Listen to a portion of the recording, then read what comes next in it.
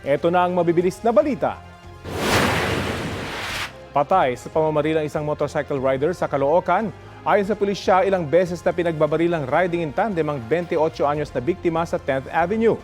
Ilang metro pang itinakbo ng biktima bago tuluyang natumba sa kalsada. Dead on arrival sa ospital ang lalaki. Tumanggi muna magbigay ng pahayag ang kanyang pamilya. Inaalam na ng pulisya ang motibo sa pamamaril at pagkakakinanlan ng mga nasa likod ng krimen.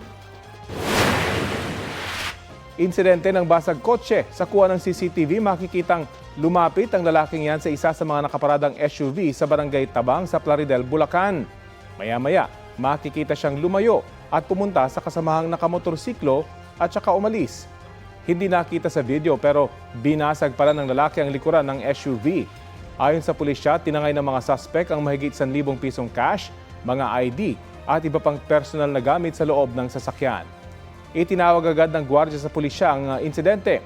Sakto naman na may police patrol car na malapit at nadakip ang dalawang suspect. Na-recover sa mga sangkot ang mga ninakaw na gamit, baril, mga bala at screwdriver. Aminado ang mga suspect sa krimen na nagawa lang daw dahil sa hirap ng buhay. Mahaharap sila sa reklamong theft at illegal possession of firearms and ammunition.